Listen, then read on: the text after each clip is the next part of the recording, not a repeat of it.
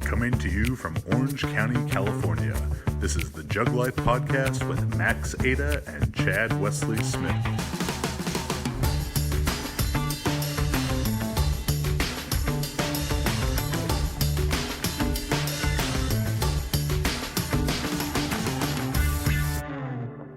Hey everybody, Chad Wesley Smith here, bringing you another episode of the Jug Life Podcast. I'm joined today by Microchip Max Montana. How you doing, buddy? Pretty good. I feel like Shorty should put some kind of like cool cyborg looking effects on my face.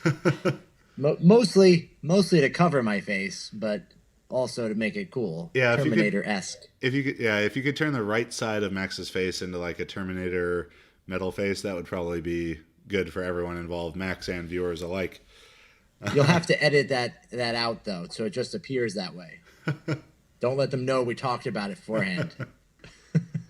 Today's episode is brought to you by Milligrams and Kilograms. The more you take, the more you make. Milligrams and Kilograms t-shirts and coffee mugs available at store.jtsstrength.com.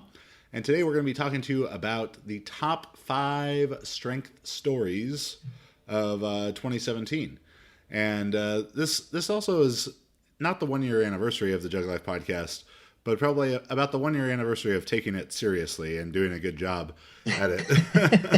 I think it was this episode last year where we started doing video basically every week, and where we started actually releasing episodes every week. So happy anniversary to us, and wonderful job of not screwing it up for the last year. Some of the things that we'll be talking about today actually were part of our end of the year predictions in our 2016 episode. I have to say we were pretty dead on in a lot of those things, including predicting that the U.S. would win multiple international medals, which just happened a few weeks ago at the World Weightlifting Championships, where I think of total medals, the women won 2 and the men won another one, and then there was a lot of individual lift medals along the way as well. We predicted a continued crackdown and changes to the structure of the sport of weightlifting. We'll talk more about that. And we predicted the first 500 kilo raw squat, and that happened, and it happened a few times, in fact. So we'll get into all of those things.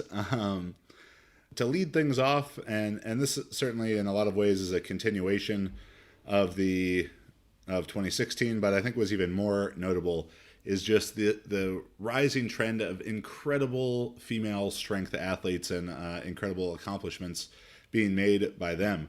To start off close to home with that one, Marissa Inda won her first IPF World Championship in June in Belarus, but before that, at the very first IPF Arnold Grand Prix, which showcased 4 of the top raw women, 4 top raw men, and 4 for each gender in single ply as well.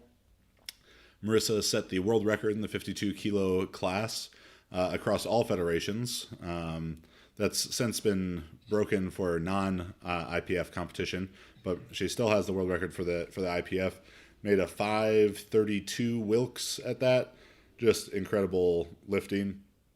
Elsewhere in powerlifting, the U.S. Open, so shortly after Marissa's performance at the Arnold, the U.S. Open showcased some just insane female powerlifting. Mariana Gaspariara, I think, made like a 6'11" Wilks or something like that, maybe even higher. Squatted like 230 in reps at 60 kilos body weight. So over 500 pound squat for a 132 pound female lifter. Christy Hawkins made some incredible lifts this year. Kim Walford always doing Kim Walford things, pulling huge deadlifts, winning IPF World Championships. Jen Thompson, even though she had some time off this year because of injuries, I still need to ask her if she was just, if she was kind of just playing with everyone leading up to nationals, because I was like, there's no way she's coming back, and then she comes back with a lifetime PR in the squat. and a lifetime total PR, and of course with that a new world record in the incredibly competitive 63 kilo class. So quick shout out there to runner up in that class, Samantha Calhoun, and then Team Juggernaut athlete and coach Kristen Dunsmore. Kristen made a 5:10 Wilks at nationals and only took third in the 63 kilo class. So I think that's a real testament to how the just incredibly rapid rate that female powerlifting has improved. There was actually 4 women in that class with over a 500 Wilks, and 4 women who all exceeded the gold medal total from IPF World Championships. That's crazy. Yeah. And then I think in a lot of ways, sort of the maybe top women's powerlifting star of the year was Steffi Cohen. Just really pushing that deadlift up to remarkable levels. 500 for reps in training, over 500 in. Did she do over 500 in competition? I think she pulled 225, so 495. Yeah, but just insane lifts, and of course, the sport of powerlifting, you got to do it when it counts, but still making amazing lifts, and I think really pushing the boundaries of what people thought was possible. For a 125-pound girl to be deadlifting 500 for 5.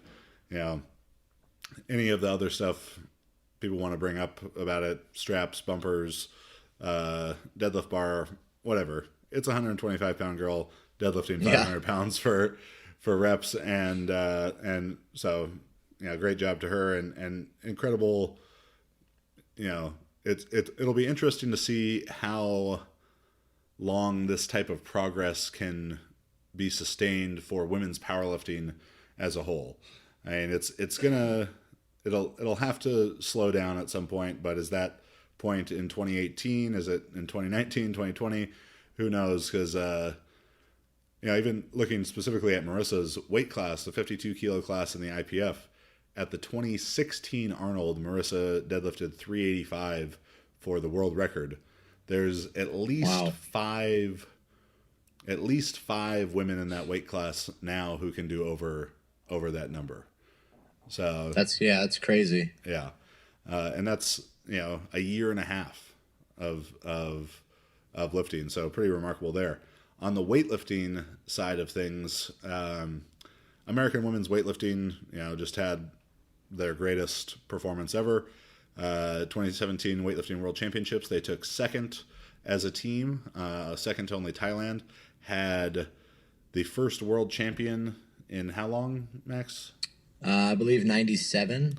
So it's 1997. In 20 years, Sarah Robles, by winning the 90-plus kilo category, sweeping the 90-plus kilo category, became the first U.S. athlete to win Worlds in 20 years. Maddie Rogers added a bronze medal to that. And, of course, there's a lot of people who are going to look back and on these Worlds and say, oh, that's only happening because of doping bans and the like. And we talked about this a bit more in our world recap video. But if you were to look at the 2 years, because traditionally the year after the Olympics is a bit of a down year for weightlifting world championships. Why that happens, is open to interpretation, but it's not too far off of really these countries that were banned weren't that present in the year after the Olympics anyways, because of basically the reasons that they're banned now. They were taking time away from international, aka tested competition anyways. So if we were to look back at 2013 Worlds, if the U.S. team went and made the same totals that they did at 2017 Worlds, we actually would have had even a better performance, which would have included 2 first places. Sarah Robles would have won by 40 kilos at 2013 Worlds with the total she made here. Jenny would have won, Alyssa would have been second, Maddie would have been third still, and Caitlin would have been fourth. So, just the level of strength sports for women in America is skyrocketing. Women around the world in powerlifting, but specifically U.S. women's weightlifting. So special congratulations in that to our Team Juggernaut athletes, Alyssa Ritchie, who just took 7th at Worlds, and then at the American Open, Kiana Welch, Chucky Welch, you may know her as, broke the American record in the snatch with 108 kilos, which was previously held by Olympian Jenny Arthur, and that's a pretty special feat for Q. So Coach Max, you may have seen Max, fangirling like he was 13 years old at an NSYNC concert at the side of the platform in the videos there. But how was that moment for you, Coach? That was awesome. That was one of those moments where you're just super happy. And it certainly isn't the first time I've coached someone to break a record or break an American record. But, with Q, it was a little more of a sweet victory because, Q's gone through a lot of stuff and she's new. And there was a lot of kind of uncertainty going into it because of the state that she was in from training. She had some shoulder stuff, but to have somebody really I feel like that lift just showcased her ability mentally as an athlete. It showcased a lot of stuff about her that I think is something you can't just pinpoint as being training or as this or that. It was really just one person overcoming, her own situation and all that stuff to make a big lift, and that was what was exciting for me. Obviously, I have a vested interest in Q because she's my athlete, but it was just really cool for me to see that. I think, yeah, I appreciated it a lot. We didn't quite use the strategy that I was going for, right? With we almost did. Previously well, I had two strategies. I think you're thinking of my clean and jerk opening strategy, but previously in training, Q had towards the latter half of August, you may have seen her snatch 107 in training during a mini camp down here in Southern California.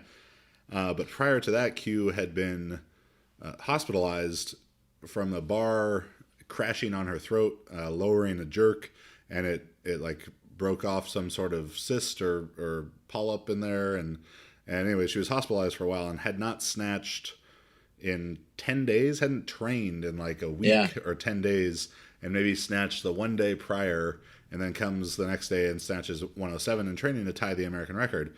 So as she had been struggling with some shoulder problems in the last 6 or so weeks leading up to the American Open, she hadn't done more than maybe 102 since then to win the CrossFit Liftoff. Congratulations again there, Q. She won the snatch and the total portion of that and got to win herself some cash.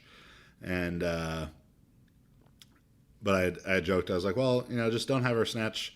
Well, and then she started doing this thing in the training snatches. We're like, is our hands moving? What's going on here? So yeah, I mean, that was something. So she hurt her shoulder at the training camp. She didn't hurt it there. She hurt it a couple weeks before that doing a pull-up at work. And she was snatching great, and then she missed one behind, and it just set her shoulder off, and it was hurting a lot. So we just stopped it there. That was the last time she snatched heavy until the week before the meet, where she did the CrossFit Liftoff.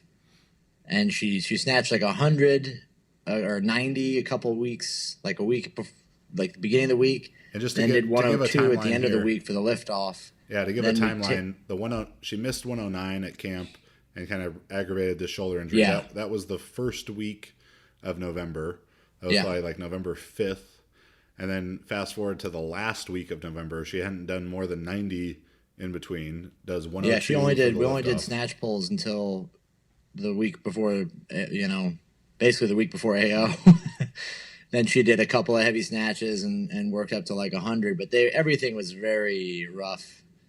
Nothing looked smooth. And then she tells me, hey, my left hand is moving in, just her left hand. It's moving in when I turn it over.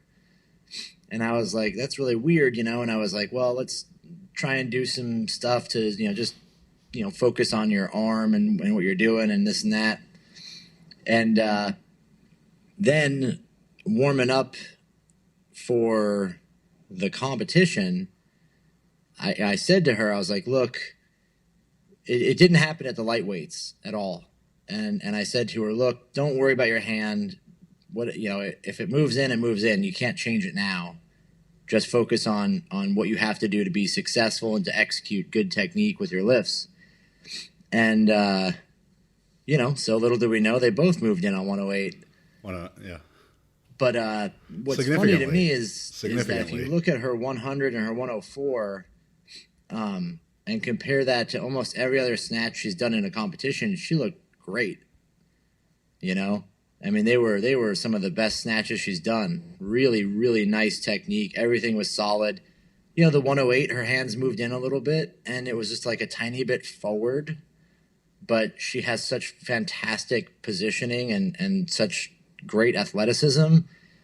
And she was just able to. I kept telling her, just expect to make it, right? Just expect to make it. And I think she actually, definitely put that in her mind, right? Because when she turned it over, it was forward, but I think she was so ready to have caught it that, she was able to actually succeed with it. So, yeah, that was a great moment, and it was like a reverse Gore Minasayan move. And Q, in most ways, I'd say, is a reverse Gore Minasayan. The only thing I could imagine that they would be similar in is what they would order from the menu at a bar, pub, brewery. Yeah. I'll have the appetizers and the entrees, please. Yeah, that was a remarkable moment for her. So to just kind of wrap that part up, incredible performance by women across the world in powerlifting. U.S. women's weightlifting continuing to rise up. I mean, even at the American Open, we're just seeing these women make lifts, people we hadn't even heard of. That 125 kilo clean and jerk in the 69s. Yeah. For that youth lifter. The 48. Yeah. Haley Reichart in the 48s. 96. Clean and jerking double body weight, 18 years old. So it's only going to continue to move forward and improve. So a great story for 2017, and I'm sure something we'll be talking about in 2018 a lot as well. Transitioning over to our next story, and these are in no particular order, but just the incredible super heavyweight performances in weightlifting. Highlighted far and away by one man, Lasha. I should really learn how to say his last name. We talk about him enough here that Lasha T. It's a hard one. So we'll just call him, when you're this strong, you only need one name, Lasha. But even before him, and we talked about this in our Worlds recap, it was the best session, far and away, the most exciting session, the most made lifts, the biggest lifts. Are some of these things going to go away with increased testing and all that? Maybe, but that's a discussion for another day. We really just kind of want to celebrate the amazing performances that came with that. Lasha throughout the whole year, but Martin Seam had the great performance at Worlds, had all these huge squats and training that we love watching. Ali Husseini returned to competition from a long layoff, regardless of reasoning, a long layoff.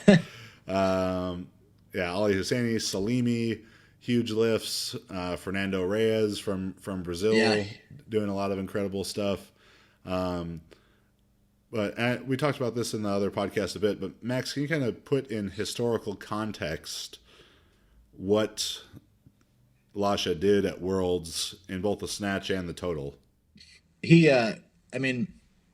I'm pretty sure, and I have to look it up, but I can't imagine anyone has opened at 210 kilos in the snatch before.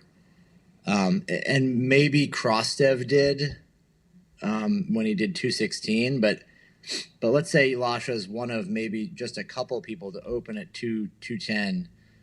how many people have actually snatched more than 210 is an even smaller group, and then how many people have made 215 is even smaller than that.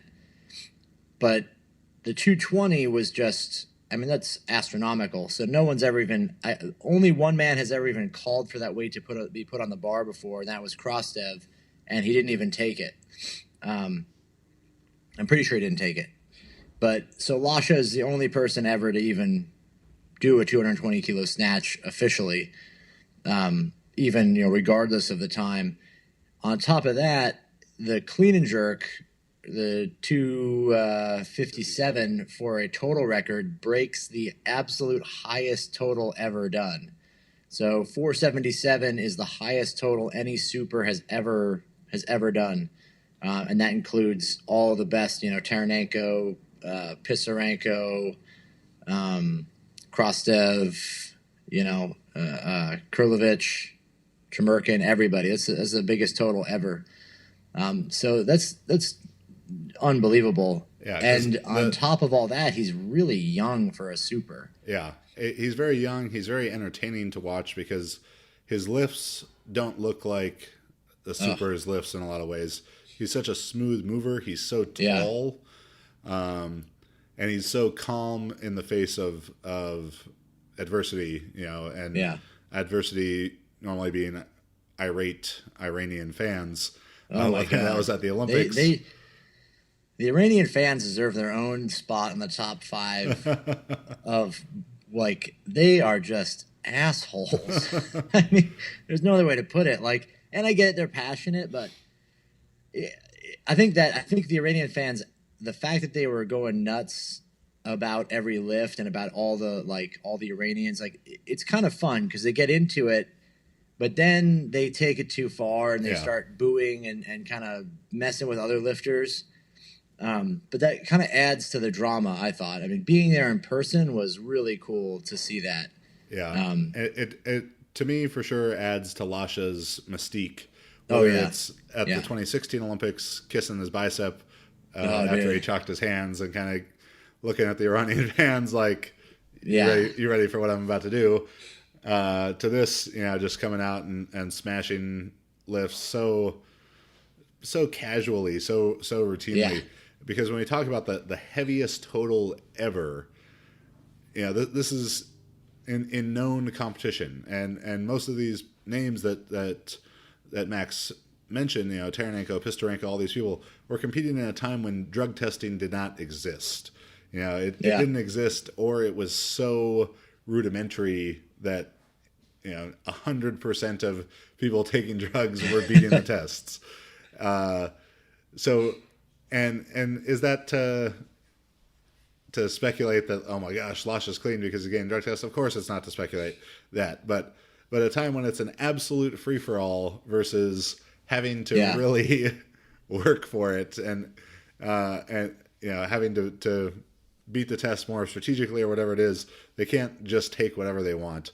So to do it on the biggest, on one of the biggest stages at World Championships, not a local-ish kind of meet, or not a meet that was in his home country of Georgia or his home kind of region, but to fly halfway around the world, to do it against two other phenomenal lifters in Ali Husseini and Badad Salimi, to do it while the Iranian fans are jeering him, was a really cool moment. Maybe it's something in a year or 2 years we're looking back at and being like, hey, remember when supers when there was eight people who snatched over 200? There were 8 snatches over 200. Yeah. Remember when that was happening all the time? Because maybe it won't be happening if the drug testing really cracks down and we just got to see the last fantastic moment of that. But I mean, there's just something special about the biggest weight classes. It's, if you don't go to the circus to see the mice, you got to see the elephants, and the elephants definitely delivered. What's funny is that in maybe 2000, they did a 100-year the best of the century sports, And there was an interview with Hussein Razazadeh, who held the current world record in the clean and jerk. And he said he wanted to be known for the next century as the first man to total 500 kilos. And he set out as that was his thing, and he never actually got there. But he never really looked like he would be able to do a 500 total with that snatch. I mean, he snatched 212, but like, whereas you see Lasha, and it's conceivable the guy looks like he could total 500 kilos. I mean, if he was to snatch another 7 kilos or 10 kilos and clean and jerk, another 15, none of his lifts look like they're not within that range, and he has another 10 years to do it. So if he did something on that scale, which is we're talking about the most insane numbers ever, but the idea that he could go down in history as maybe one of the strongest weightlifters ever if that snatch improves and that clean and jerk improves, which it seems like it would, barring any more, barring failing another drug test or whatever. But yeah, very, very incredible. And this next one is one that we predicted in our 2016 episode, is that we would see the first 500 kilo raw squat, or raw with wraps squat ever. And I think that nobody in the world, maybe the guy who did it would have predicted that he would have been the first. But yeah. I think he would have gotten about 99% of people saying that Andrei Malanichev would have been the first person to do 500 kilos in competition. Maybe Zahir would have voted for himself, but everyone else would have been saying, yeah, Malanichev, 500 kilo squat, he'll do it in 2017. And we got a 500 kilo squat. In fact, we got 2 500 kilo squats, and neither of them by Andrei Malanichev. Really out of, not out of nowhere for longer time powerlifting fans, but for people looking at the current state of powerlifting, definitely an out of nowhere performance by Vlad Alhazov, who became the first 500 kilo squatter back in July, and in late July. He squatted 500 kilos for the new world record, crushing the current world record, doing it in a way that I don't think anyone really looked at and thought, oh, that was high or anything like that. He did it to a high standard, to a good standard. And then 2 months after that, someone that barely anyone had ever heard of, Vlad Alhazov had been a multiply lifter previously and had the world record for multiply in the squat. And I think had done well in like 1250, something like that. Yeah, something like that. And had then blown out his knees and had to have like a knee replacement after getting injured doing attempting a 1,300 pound, almost 600 kilo squat. And as we do on this show, when he squatted the 1250, it was to good depth. It was not, if everyone was doing multiply lifts that looked like Vlad's 1250 squat, at least from myself, there wouldn't be near the distaste for multiply lifting, because he did it to a high standard, a good standard. An incredibly strong guy. I won't get too much into this, but there's a lot of people who say Westside Vlad Alhazov, when he was multiply lifting, or that he still does this stuff, he trained at Westside for like a week before the WPO. All right, he was not from Westside, but that's a discussion for a different day. So 10 years ago, he squats 1250 in multiply, blows his knee out later with a later attempt, is kind of gone from the powerlifting scene, minus a couple training videos last year, and then boom, 500 kilo raw squat, first person ever in history. And as it so often does with these monumental feats of athletic performance across all these different sports, when there's this seemingly unbreakable barrier, and then someone wills themselves physically, mentally to break that barrier, it becomes simpler for others to break it. And shortly after Vlad Alhazov did it, Mojtaba Maleki from Iran, who was a former IPF lifter, comes along and does it as well. Yeah. And yeah, but besides like real IPF single ply fans and probably some people in Iran, no one, even you're not casual, you're very involved with powerlifting fans, I don't think had heard of Mojtaba Maleki before he did 500 kilos. It's pretty amazing because neither one of those guys would have been on anyone's radar going into that, especially Vlad. Vlad had been basically gone for, I think people assumed he was just done. Yeah. And to have him come out and do a raw meet, with wraps and do that was amazing. And then the Iranian as well. I mean, he was probably even more off the radar in terms of he was just not a contender for it, Yeah, I mean he was a very good IPF lifter, not the best one, and yeah, I don't think anyone, 90+% of people would have said Melanchev was going to be the first to do it. Some people would have said Zahir, maybe some people would have said Eric Lillibridge, but for Vlad to come and do it, and then Maleki to come and do it was remarkable.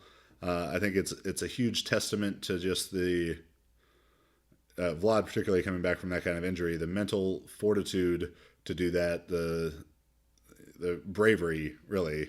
I've put 992 pounds on my back and tried to squat it, and people will ask, what's that feel like? And to a large extent, it feels like the way that your PR feels like to you.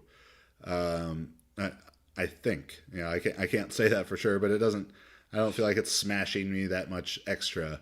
But as my, powerlifting career kind of went on, the first time of doing 800 is a different feeling than doing 790. And the first time of doing 900 was a much different feeling than having done 865 before it.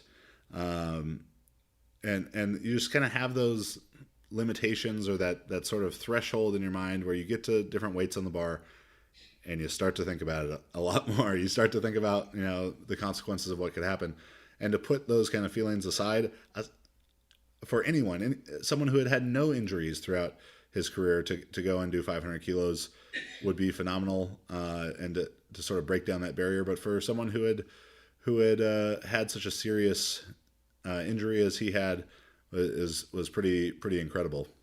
Yeah. It's amazing that to come back from an injury and do that.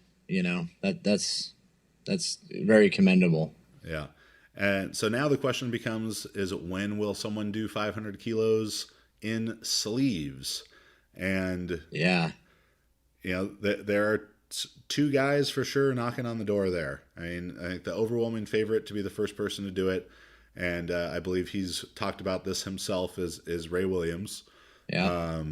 His progress continues to be incredible. His totals amazing. He just has had such a rapid rate of improvement that could certainly be in the cards this year. Maybe in June in Calgary at IPF Worlds, Ray Williams puts 500 kilos on the bar, because he might have to do that to have the biggest squat there, because Jeza Uepa from Nauru, I know he took a great shot at like 480 or 490 a week or two ago at a meet in like Oceania Powerlifting Championship kind of thing out there. His front squat at over 900 pounds, 410 kilos. That's just insane. Yeah, both of those guys, they're gonna now take that next step in the evolution of strength and of powerlifting. It was amazing when it got done in multiply and then in single ply and then in wraps, and now it'll be done in sleeves and shit. Maybe at some point some guy's gonna squat 500 kilos with no sleeves and no belt. But the but yeah, so incredible. Congratulations to Vlad. Congratulations to Malecki. Future congratulations to when Milanachev and Zahir and maybe Eric do that as well. But I think now the hunt is on for 500 kilos in sleeves, and everyone's going to be watching closely in June at IPF World Championships for Ray and maybe Jezza as well to take some shots at that in just a pair of sleeves. So that segues right into our next story, our fourth story, which are kind of these scandal and changes in the USAPL and the IPF. If you had listened to our episode, Injustice in the USAPL, of these issues of specifically Keith McHoney, but a couple other athletes that came to light after the fact, Dave Richardson, I want to say, is one of the names, was a masters lifter, being left off or not being invited to compete at 2017 IPF Raw World Championships because of politics, let's say. The USAPL has had other scandal and stuff to follow that, and most of those came in the way of positive drug tests, a shitload of positive drug tests, which could, and I'm not 100% sure if this is still an ongoing issue, but there was definitely the potential for that to jeopardize the USAPL's standing within the IPF and potentially disqualify part or all of the teams from competition, international competition. I don't think that has happened or is going to happen. And hopefully it was taken into account when making these decisions that basically all of those positive drug tests, in the ones in international competition that affect IPF standing, were caused by juniors, were caused by bench only people, were caused by masters, were not the open team. The best powerlifters in the world were not the ones trying to do this, not the people who have been training and competing in the USAPL IPF for a decade plus, and training for 2, 3, 4 decades for in some cases, not those most high profile lifters. It was the junior lifters trying to come on quick, or just sort of the side, the periphery of things with the bench only. So I'm very glad that the open lifters had not been punished for that. Now, some viewers or listeners might think that, they're protecting those more high profile lifters and just scapegoating the other ones, and that's an argument that could be made. If you watched Icarus and you listen to our podcast about Icarus, there is certainly widespread mass corruption regarding drug testing and everything that entails throughout the world. I would be shocked if that was the case. USADA wants to catch everyone. They love fucking catching people. Yeah. And they love announcing it and scoring one for the good guys in there. And that's why I see a secondhand with Marissa what it's like, the Adams list and updating whereabouts and frequency of testing and all that stuff.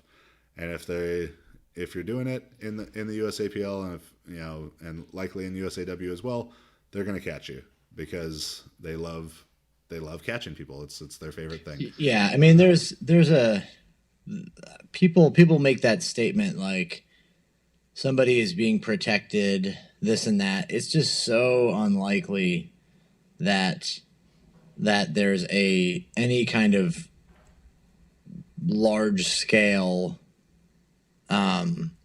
There's no conspiracy. If there is anything, it's going to be a small group of people, doing their own thing. Maybe there's 5 or 6 or a club or a couple of clubs that are, like facilitating something.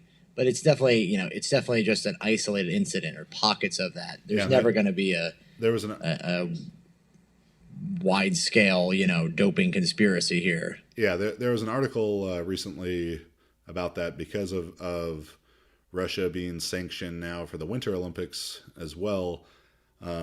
People bringing up like, yeah, don't throw stones if you live in a glass house kind of thing, saying, well, America cheats too. They just do it with an American accent rather Yeah. than a Eastern Bloc accent. So it's kind of easier for people to overlook it.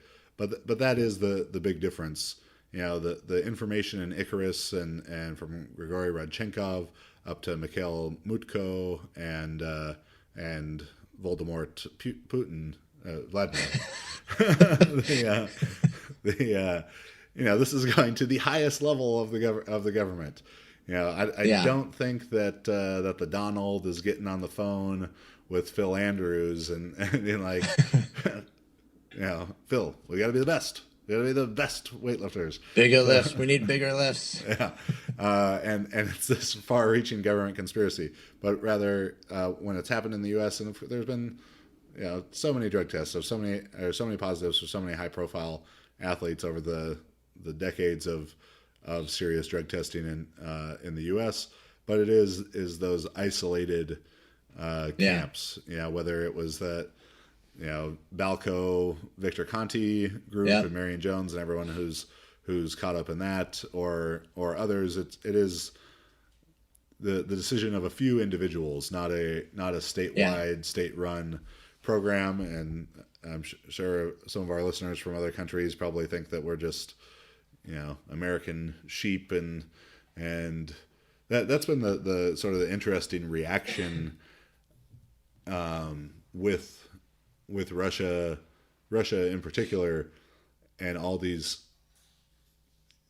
I mean, as close to 100% proven things as possible. Like they know what Russia did, but Russia, from a political standpoint, a propaganda standpoint, their fans are trying to perpetuate this idea of conspiracy against Russia by the IWF and the IOC and all of this corruption on that side of the thing, things.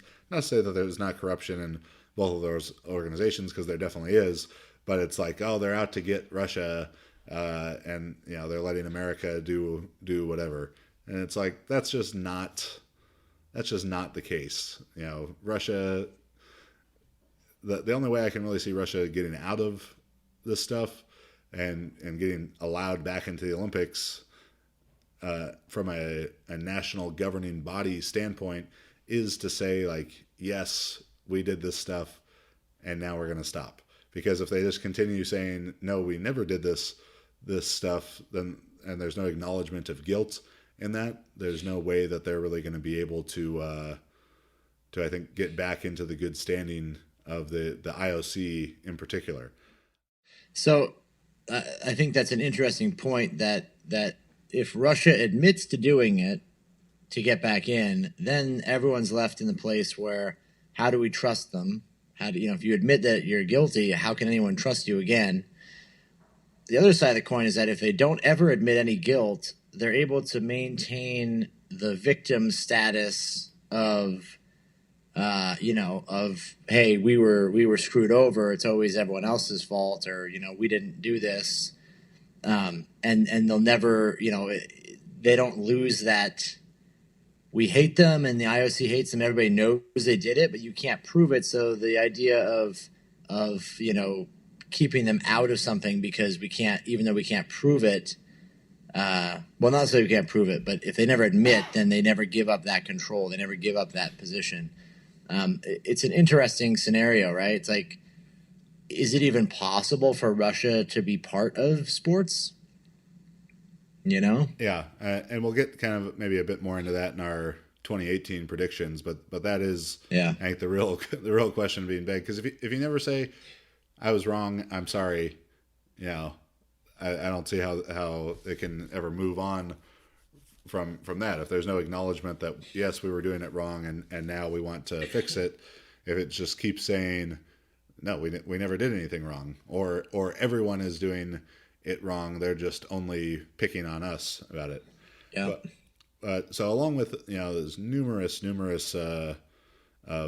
positives within the USAPL and the selection procedure stuff that we talked about before.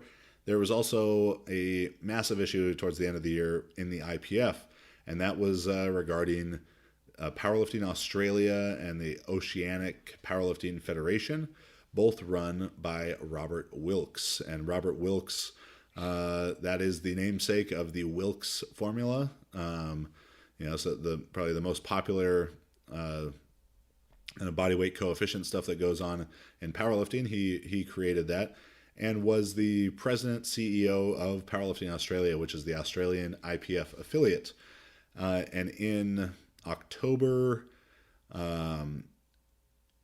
the IPF executive committee had voted overwhelmingly, I want to say 49-1, to remove Powerlifting Australia to remove their status as an IPF affiliate, and in doing so, maybe set a precedent that whistleblowing on the IPF or complaining about the IPF through the formal channels that are designed to do so will not be tolerated. Yeah. As with the IOC and the IWF and all this stuff with Russia that we kind of went on a tangent there about, the IPF is certainly not beyond reproach. And I'm sure have plenty of skeletons in their own closet. And Robert Wilks, I think, aimed to expose some of those. And having been around the Australian powerlifting scene quite a bit, the untested side of things there with the GPC, it doesn't sound like he is devoid of skeletons in his own closet. But he went through the formal processes of making these complaints on numerous occasions about the IPF, and the IPF said, enough of you, you're out. And in doing that, in removing PA and in removing the status of the Oceania Powerlifting Federation, there's a lot of uncertainty right now for what it means for people like Liz Craven, for John Paul Cauchi, like a lot of really good Australian lifters who are very competitive in the IPF don't have a path to world championships at this point, and don't have they can compete in the PA, but at this point that's really just another federation there in Australia. So I don't know what is going to become of it. I do think that, and I've heard that there's a new federation being created. I think if that's true, assuming that is true, and it being run by the person I believe it to be run by, that's something that was being put in place before, maybe long before the ousting of Robert Wilks and Powerlifting Australia from the IPF. And that the people who run the IPF are not dumb, and they're not about losing money, and they're not about losing, at least in the raw powerlifting side of things, the country that was maybe third or fourth biggest entity in the raw powerlifting in the IPF, which was Australia. They're not about losing all the revenue that comes from that. So in doing so, I'm sure that they already had a plan in place before booting him out by I think a 49-1 vote was one of them, and a 48-2 on one of the other counts.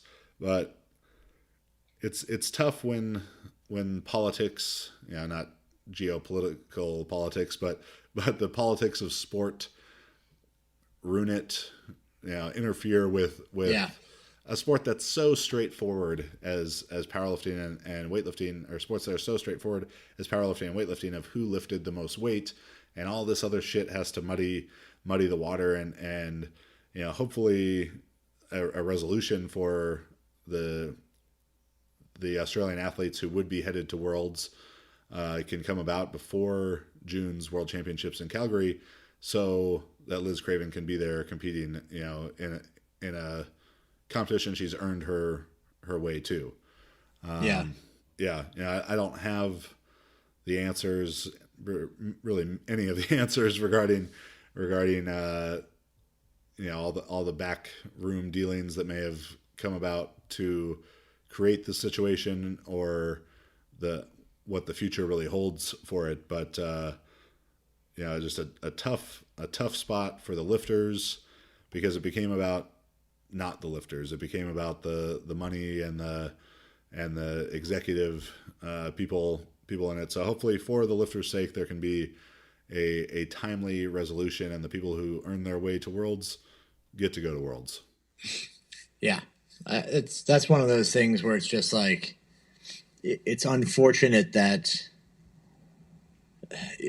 there's an irony to me in the aspect of all these things, the sport, especially powerlifting and weightlifting, where it's such an objectively simple sport and such an objectively simple, there's nothing very complex about it, yet somehow politics continue to find their way into every aspect of it, right? And it's sort of an unfortunate, it's just unfortunate that happens. I mean, I guess when the sport is that simple, it maybe becomes boring, and then people's minds start to shift to other things, I guess. Yeah. So good luck, Australian lifters. I mean, I have a girl that I coach who would be the 63 kilo representative at World. So I hope for her sake and mine as a coach, I get to get that they can get those things sorted out. Even though I still am 95% sure that it was Robert Wilkes who complained about my footwear in the back room at Worlds. I don't know if that was taken into account when ousting that actually him, but it may have brings us to our fifth on the list, Chad's footwear. So we are going to take a quick break and hear from another one of our sponsors, and then we'll be back with our last story in our top 5 strength stories of 2017. Thank you. Buying tickets to sports and concerts can be complicated, but there is a better, simpler way to buy with SeatGeek. SeatGeek is the smartest, easiest way to get tickets to live events. With SeatGeek's seamless mobile experience, you can buy and sell tickets in just 2 taps. 2. And SeatGeek helps you find the best seats at the best prices, fully guaranteed. There's nothing quite like seeing your favorite team or musician in person, and SeatGeek will get you closer to the action for a great value. I have it on my phone. It's the easiest way I've found to shop for tickets. You can be anywhere in just a few taps, instantly find the seats. SeatGeek actually helped us find tickets to the Ireland versus Fiji rugby game when we were over there. SeatGeek is designed to make your ticket buying experience easier than ever, saving you time and money by searching multiple ticket sites to compare prices and find amazing deals. Give you the most bang for your buck because every ticket is graded based upon their value, so you can find the best seat to fit your budget. Plus, every purchase is fully guaranteed, so you can shop for tickets on SeatGeek with confidence. Make SeatGeek your go-to app for finding the best deals on every type of ticket, from sports to concerts, comedy, and theater. Best of all, Jug Life listeners get $20 off their first SeatGeek purchase. Just download the SeatGeek app and enter promo code JUGLIFE today. That's promo code JUGLIFE for $20 off your first SeatGeek purchase. And with Christmas right around the corner, could be a good Christmas gift. All right, we are back on the Jug Life podcast with our top 5 strength stories of 2017. And this last story was another thing that we pretty successfully predicted in our 2016 episode, so congratulations to us. And that is about the changing structure and the changing landscape of weightlifting in regards to its inclusion in the IOC and the Olympic program. And in the last couple of weeks, we've gotten more information, not necessarily complete information about some of those changes, but in late 2016, Max and I had brought up the issue of maybe weightlifting isn't going to be around anymore. Maybe it's not going to be in the Olympics going forward if they can't curtail this problem. And in our episode, The Future of Weightlifting, which I know many people were hoping was about laser cleans and hologram snatches, we further discussed some changes that were brought up at that point in terms of a number of athletes and team structure. And as of the last few weeks, we've gotten positive news that weightlifting has done a satisfactory job in the eyes of the IOC in beginning to combat the doping problems, and they're going to get to be around for 2024 and 2028 Olympics. I think pending that they continue to do a good job with those things. We also know that there has been a change in qualifying procedures for the Olympics. So we knew back in March or April or whenever there was the last bit of information to come out that the number of athletes was being reduced, that a full team for men had gone from 6 to 4, and that for women it would be staying at 4, and that is both an effort towards gender equality and an effort and a punishment to weightlifting to not have as many athletes. But in the last few weeks and month or so, we've learned that the way that qualifying will happen is not as a country. It will not be the U.S. and China and so on and so forth earning team points at world championships and being designated a certain number of spots which they can fill with kind of any athletes of their choosing, but rather the athletes are going to be qualifying on essentially an individual basis. It will all be about projected placing. I think it's athletes that are like the top 14. I think athletes will be able to go, and only 4 athletes per country per gender, and only 1 per weight class. So some of those weight classes like China, or like some of those weight classes where a country like China may be particularly competitive, like 69 kilo men or 58 kilo women, those sort of classes where they probably have 5 people who could go and contend for medals. They'll only be able to send 1. So just within each individual country, it's going to create greater competition within the weight classes. It's I'd think an advantageous thing for the U.S. as we were the bottom, no, the second to bottom tier for women, because we had 3 spots, and then for the men we were relegated to only an at-large spot for the last Olympics. So I think it's much more likely that on the women's side we have a full team of 4 women. I would predict in 2020, and the men, 3 or 4 men going to the Olympics for weightlifting, I think is a pretty likely scenario. Now, some of the new information that's come about that's a bit more cloudy and a bit more open to speculation is this idea that came out in the last couple of weeks that there is going to be 10 weight classes for the World Championships beginning in 2018, but there will only be 7 weight classes at the 2020 Olympics. The rationale behind this, I'm not entirely sure. And the way that the weight classes are going to be selected, I'm even less sure of. And there's not many people there's no one that we really could have talked to who could have given us much insight on that, because we talked to the people who would have been able to, and they either didn't know or wouldn't tell us. So there's going to be a restructuring of the weight classes, which is definitely a necessary thing to erase the records, an attempt to erase the history of the doping and all that stuff. But what those new weight classes will be, we have no idea. And what 7 of those 10, or if 7 different weight classes, or how it's going to be going to the Olympics is all up in the air. So Max, as someone trying to coach athletes to this, like how do you kind of inform the athletes about like, this is how much you're going to weigh or anything like that? Yeah. I mean, it's so weird because apparently we've heard that we won't know that until the end of 2018 as to what the weight classes will be. I think like July 2018 is supposed to be the meetings. Which is bizarre. I mean, 10 weight classes, if you imagine adding another 2 classes to men and women, it just doesn't make sense where it would go. I mean, the not to sound mean to any of the competitors in the 90 kilo class, but that class is empty. It's devoid of any, it's just not a competitive class by any standard.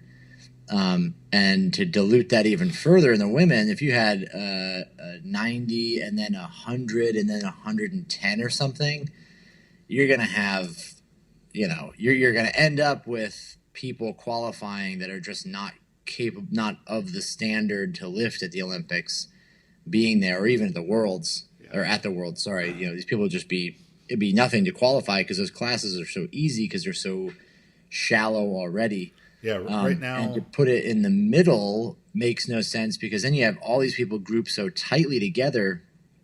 It's really a challenge. I mean, I don't really understand where they're going to get 10 classes from. Yeah, because right now there's a 42 kilo spread on the women's side, divided between 8 weight classes. So going from 48 to 90 plus, 42 kilo difference between those. So if we were to think that with 10 weight classes, maybe there's going to be a 50 kilo spread, my guess is that the smallest weight class becomes a little bit smaller.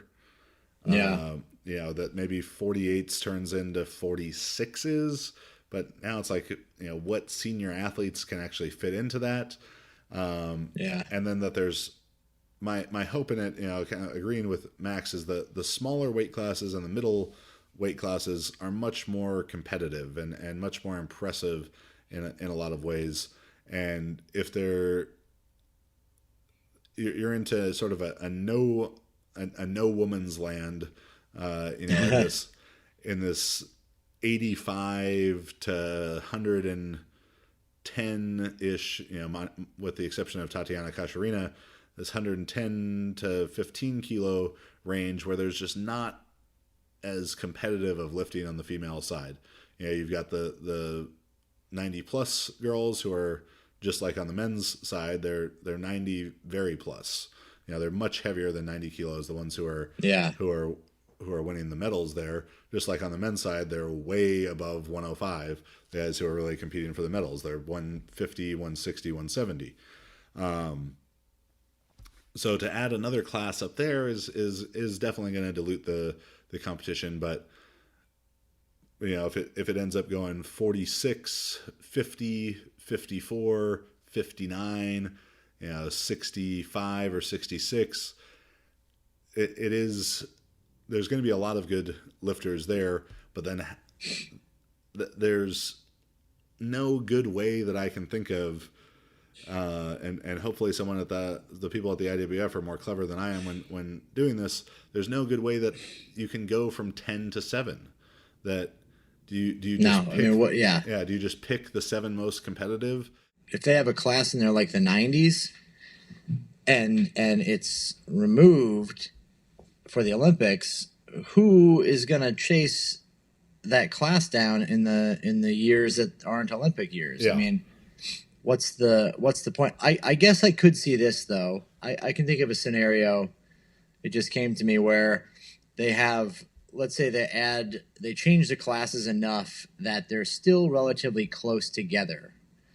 So you could have a situation where, let's say you have a 50, a 54, and a 58 class or something to that level, or some classes that are close, where in the off years when you're at the Worlds, you're competing in a class above your normal class or your regular class. Then for the Olympics, you would have to move to one of the other classes the last couple of years going into the Olympics to allow yourself a chance to qualify for the Olympics for that class, right?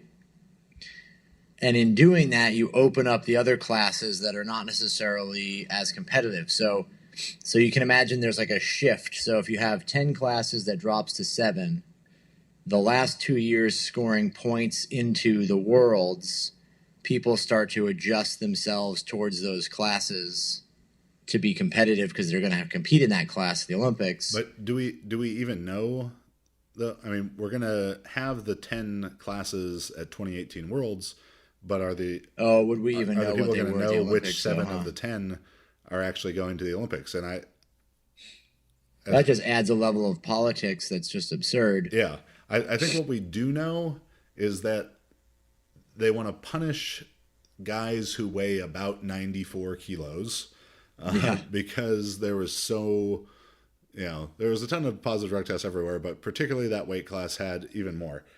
So that's been made fairly clear to us by people more in the know that the 94 kilo ish group, whatever the weight class gets restructured to, those guys that weight class is not going to be included. It also sounds like that the 90 kilo class for women is not going to be one that gets included towards the Olympics. Don't quote me on either of those. These are not hard. This is not from the IWF, but from the people we've talked to, it seems like that's going to be the case.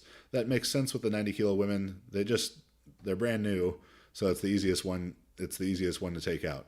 The 94 kilo thing for men, that sounded about as definite as any of the information that we've been able to hear so far. Is like those guys aren't gonna be chosen for the next Olympics. The people in that class can obviously go up in weight, go down in weight, and try and qualify there. I would think it's also the smallest weight class, the 56s for guys, maybe is in a bit of jeopardy as well, but a lot of it's just speculation at this point.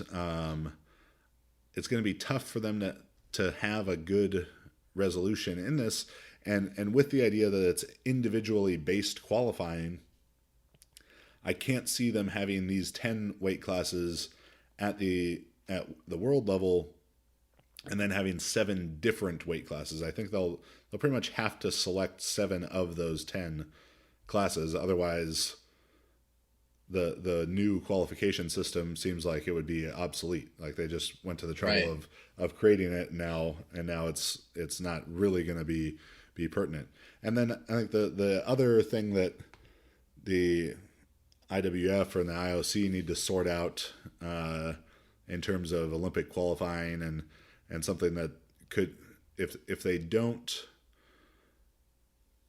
take a bit of a harder stance on it going forward in 2018 through 2020 and so on and so forth, is the idea of transgender athletes. And we have a whole podcast that talks about this, and it became kind of a hot topic again with Laurel Hubbard taking second to Sarah Robles at World Championships. But if what Laurel Hubbard is doing, which is and as I had to do 20 times in that episode, forgive me if I'm using the wrong terms here, but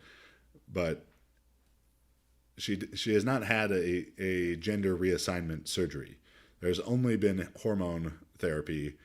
So I feel like she's meeting the lowest possible standard of transgender stuff, and her emotions and feelings about the issue aside, this stuff can't be based on emotions and feelings because those aren't quantifiable. But if people in Laurel Hubbard's same situation are allowed to make this transition, make the transition of competing as a man to not even getting the surgery and stuff, and then compete as a woman, that's such a relatively low barrier.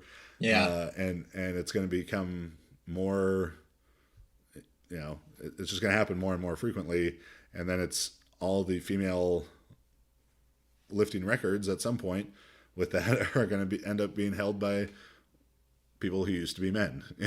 Like that's what's going to happen. That's just a totally, I don't think there's going to be like a flood of men that have no interest in being a woman just doing it for the sake of competition. But there are more than enough talented transgender athletes that are in the same boat as Laurel Hubbard, I'm sure, that could potentially start lifting in that against women that are not transgender. Yeah. And, then you have a totally muddy scenario. I wouldn't put it past, though, like a North Korea to just take the whole men's B team and be like, well, our women's team just got, the budget for razors went way up, but they became much more competitive. So that's something that needs to be figured out in this new structure of weightlifting. And then the last piece of that is with some new news or interviews coming out, and it's purely speculative, but they've done a good job taking a harder line on doping, and then you see an article about Ilya and potentially coming back to lift in 7 months. Whether it's these working of legal loopholes that, like, if because he tested positive twice, but because they were both retroactive, the second test he wasn't aware of. He hadn't been notified of the first test positive when the second test positive occurred because they were both retroactive. That they're not treating it the same as a second doping violation. It's rather like they're treating it like 2 first times because he didn't know about the first time when the second time. And that sounded to me, or seemed to me, like the workaround or loophole that they were fitting this into. But if they're going to let athletes come back from 2 positive drug tests, whether they knew about the first one at the time of the second or not, it's like a double jeopardy, kind of some sort of double jeopardy thing. But if they're going to start letting athletes back, as incredible as Ilya is to watch, and as much as I think Max and I would both love to see him clean and jerk, 250, if you're going to let guys like that back who have 2 positive tests, everything they've done for the last year to be allowed to stay in the Olympics is just going out the window. Like, it's just absurd. There was, Ali Husseini had 2 doping violations. The first was 2 years. The second was a lifetime suspension. And then the rules changed and went from your second offense being lifetime to your second offense being 8 years. So the guy kind of compete the Worlds, which is fine. If they change the rules and he served his time, whatever. But to be in a situation where, it just shows such a old was he when limp, he got the first one? Like 16? Yeah. It just shows like such a limp attempt at. It'd be really easy to make doping bans lifetime first offense. There's so much evidence actually to support that kind of choice. Anyways, one is that a more strict penalty is going to be, you're going to lose your team if everyone's failing tests. Eventually you're just going to, through attrition, you're going to lose lifters. The other is that there's very, very strong evidence to show that taking anabolic steroids has a very long-lasting, permanent effect on your physiology, and even using them for, a certain period of time and getting caught, the effects are not necessarily the same afterward. Your body responds differently afterwards. So you have these permanent advantages, so that it's still not fair, especially on the female side. So I think it's one of these things where, and for the out of competition testing for athletes under the sanction, a lot of these athletes who are just getting caught at the Olympics or at Worlds, and it'll be interesting to see in the weeks and months to come what sort of positive tests come out of IWF Worlds here that we're just here in Anaheim, because it's USADA running the testing, and that's they're just playing by much more strict rules than the Kazakh WADA affiliate lab kind of thing. So these athletes are getting popped. They're getting popped because they're getting real testing for one time a year or one time every 2 or 4 years in this. But then they go back to their country and are under the sanction. Yeah, but that doesn't mean that they stop training. And if WADA couldn't get to them for out of competition testing while they were competing, it seems much less likely that they're going to be able to get to them while they're sanctioned. So you have someone like Ali Husseini, gone for 8 or 10 years. But what was he doing during those 8 or 10 years? Yeah. It's one of those things where I feel like if they really, they have the rules. They actually have these rules in place. There's the association rule. So anyone who's training in a club or around a club or is part of the sport, on any level, who has a violation, makes other people involved with that person subject to sanction. and that rule could be enforced very heavily. The same thing with, changing the length of the ban to represent, the severity of the crime. Instead of handing out 7-month or 2-year sanctions for anabolics, hand out maximum sentences for them right off the bat. Yeah, and I think that's one where, sorry about all the sniffling and coughing today. Both Max and I are kind of sick. But one where the U.S. and USAW and maybe USADA are a bit soft in some of these situations, especially the association rule, where they're letting people slide on that, or they're giving, I don't know if it's a plea deal kind of thing or what, but for the country that, wants to be the toughest on doping, they're not being the toughest on doping, or as tough as they could be. Yeah. I mean, there's a lot of cases. I mean, there was that, people getting 2-year suspensions for performance enhancing drugs. I mean, there's definitely different classes. Obviously, if you fail for a stimulant, the suspension is usually about 6 months, which I think is at least fair, in the sense that, you just assume anyone who has banned substances in their body, probably got them from somewhere. Or put them in there themselves. It's there is the tainted supplement stuff. There is that, but the means to avoid those tainted supplements does exist. There are lists of supplements that are approved, and if you stick to the list, you have no concerns. Going outside of that and doing things slightly on the fringe of what is possibly okay, that's your own call, and that's, if you get popped, you get popped, right? If you make a mistake, you make a mistake. But there are approved supplement lists. So all these things are in place. All this stuff exists. Handing out, sanctions for stimulants, less so than anabolics, is one thing, but handing out shortened sentences for people that are caught with anabolic agents in their body, it's just not. Where's the enforcement? Where's the incentive to not do that? And then, there's a frustration, I think, in the sense that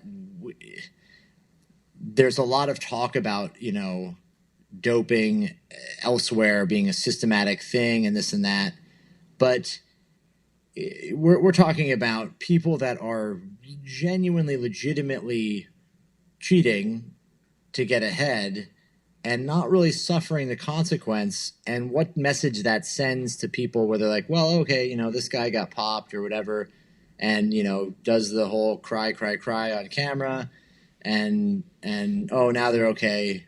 This guy really regrets it, or it was a mistake, or somebody put it in their drink, or what other bullshit there is that exists in the world of excuses.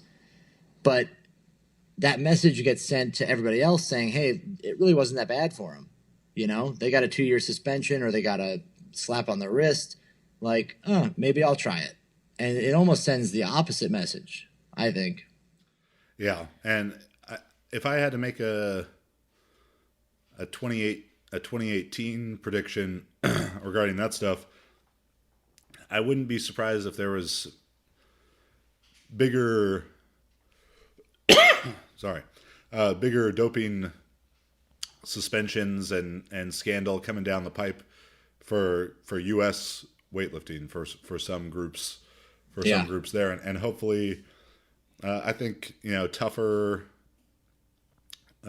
sentencing and tougher enforcement of things like the association rule by USAW, tougher penalties in some of these cases that just have outlandish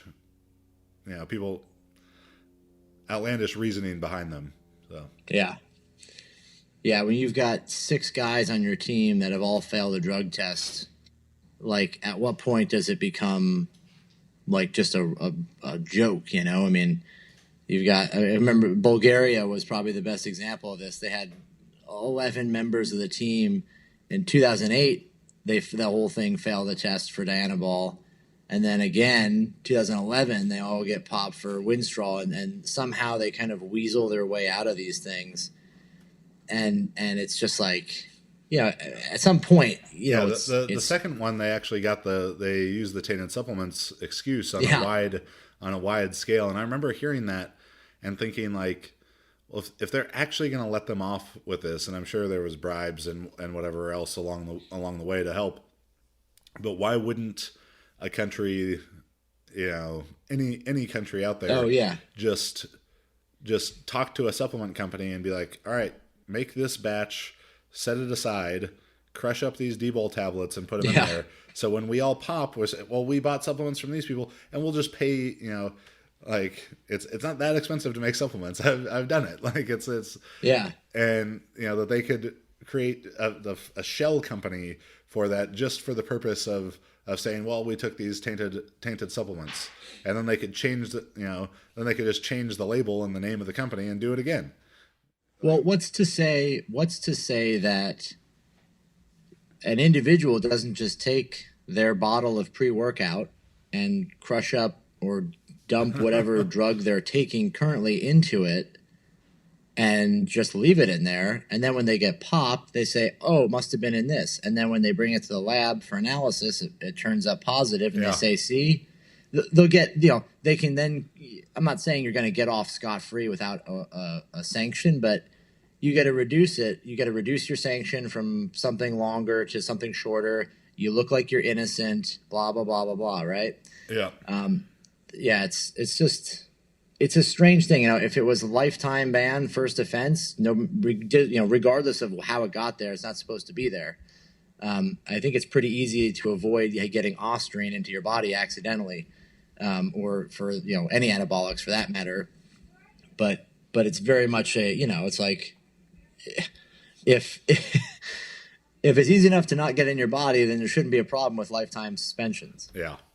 Yeah. So, that's our top 5 stories. I know some of them were a bit more than one thing, but 2017, a lot of cool stuff happened. A lot of people lifted some really heavy weights.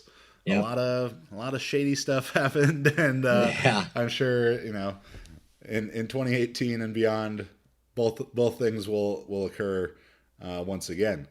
So this was the Jug Life podcast. We always appreciate it if you go on iTunes, give us a 5-star review, write us something funny or nice, and maybe we'll read it on the air, like Spooky the Scary, which I don't like scary movies, so I'm a bit concerned already.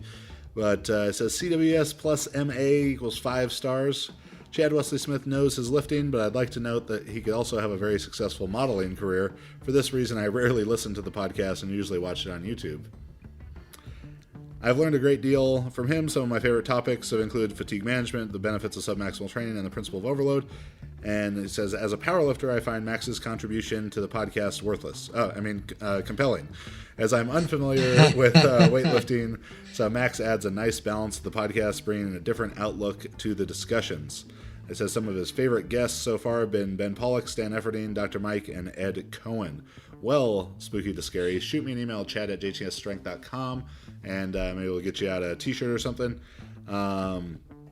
We really appreciate those people who go and leave us reviews, and it helps more people find the Jug Life, and so we can share hopefully good information with them. You can find the Jug Life on YouTube, iTunes, Spotify, Stitcher, iHeartRadio, and at thejuglife.com. Make sure to subscribe to our YouTube so you can see the video versions, my beautiful blue eyes and whatever Max has going on over there. And to check out all the other great content we have, thanks to the world's strongest videographer, Shorty Sedang. If you're interested in coaching for powerlifting, weightlifting, or super total, we have a lot of different offerings for that, which can all be found at juggernautcoaching.com. Max, where can they find you? You can find me on Instagram, Max_Ada, or Facebook, or you can email me, max@jtsstrength.com. And I'm Chad Wesley Smith, at Chad Wesley Smith, and at Juggernaut Training on Facebook and Instagram, filling up your newsfeed all day. This was the Jug Life. Happy holidays, happy New Year, and I think we'll have one more episode in 2017. But we'll see you next week, and if we don't see you till 2018, Happy New Year.